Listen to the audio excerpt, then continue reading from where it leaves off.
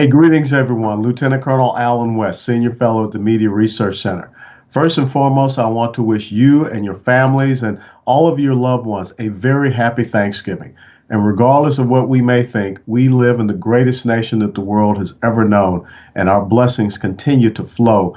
And I think that we should all be thankful of the gathering of family that we have at this very special time in the year. Now, let's get started talking about what I think is a very important issue as we close out this year and head into a presidential election year.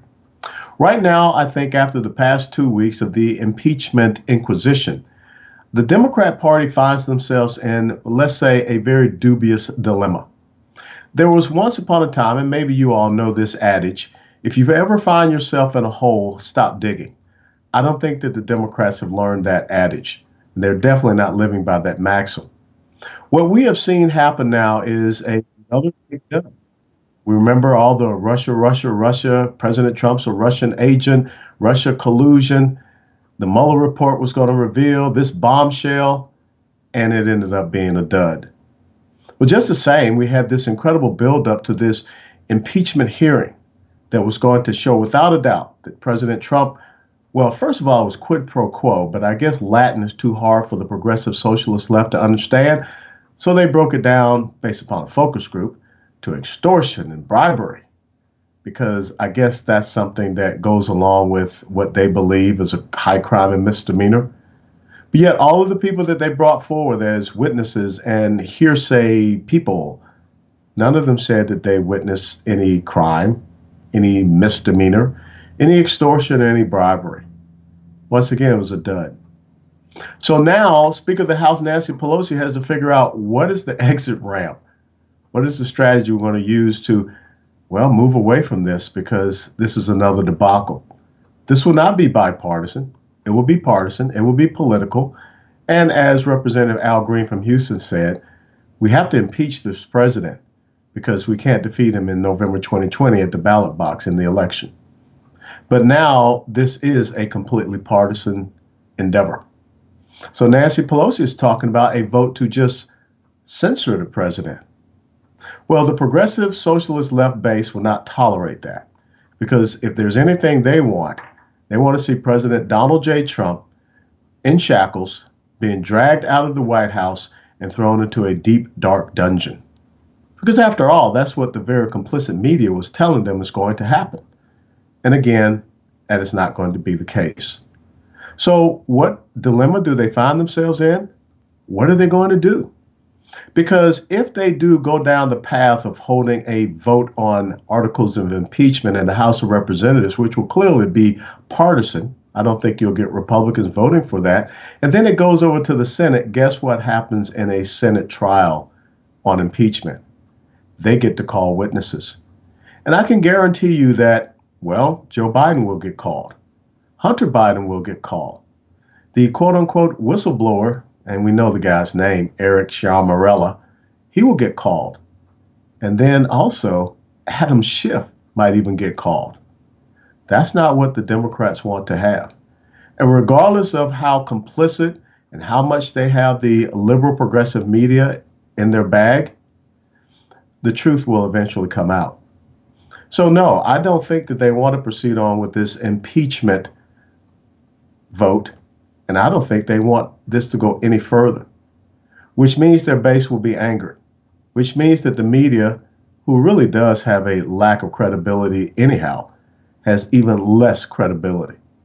Because once again, they will have hyped people up on the left side, and they will see that again, they have failed, and they have faltered. So what are the Democrats to do? A vote on censure means nothing. They are really in a deep hole. And so they have to figure out how to stop digging. And don't forget that on December the 9th, we will have the Department of Justice IG report to come out. And then Mr. Horowitz will also be testifying on December the 11th on Capitol Hill. As well, the prosecutor, Mr. Durham, well, his report will come out. And that is a criminal investigation now that we know. And you already see the Democrats scurrying around saying that this is just another one of those right-wing conspiracy theories. There is no there there. Sadly, there is some there that's going to be there. So this year will end up with the Democrat Party finding themselves in a horrific situation. To include the fact that when you looked at the debate last week, we can see how pathetic their presidential candidate field really is. So pathetic that former governor of Massachusetts, Deval Patrick, has joined into the race. You're a bit late to the party here, which is construed sometimes as not a good thing. But is there any positive to take from that as well? You know, it is what it is. I'm very clear that there is still a path, and indeed, having been in, here in New Hampshire and in California, and Nevada, Iowa, South Carolina, in the days since announcing, I'm convinced that that path is even wider than I thought. And also, multi-billionaire former mayor of New York City, Michael Bloomberg, has joined into the race. That presents another dilemma.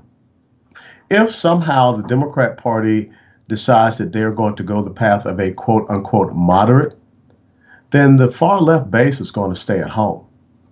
And if by some way, form, or fashion, Senator Sanders or Senator Warren or some of these others, they become the nominee, then those sensible, quote unquote, moderate Democrats are going to stay at home.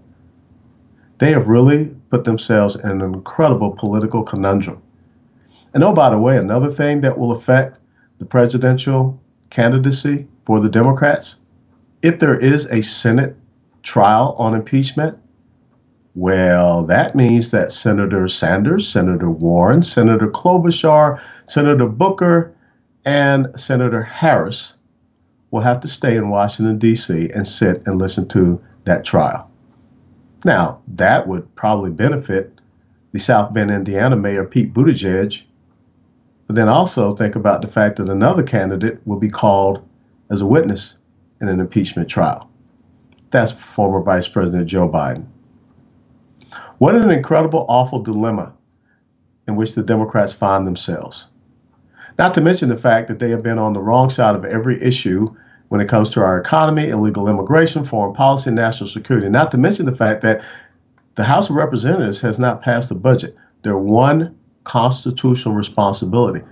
This House of Representatives will be the first that may not pass a National Defense Authorization Act.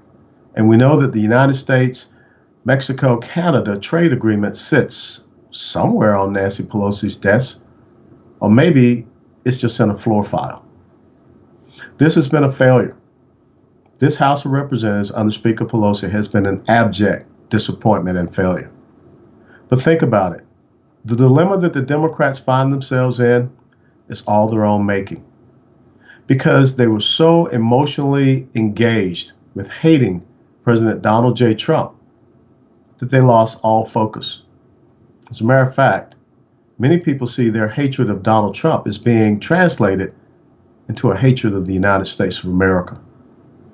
This is the dilemma of the Democrats' own doing, and I do not see a way that they undo it.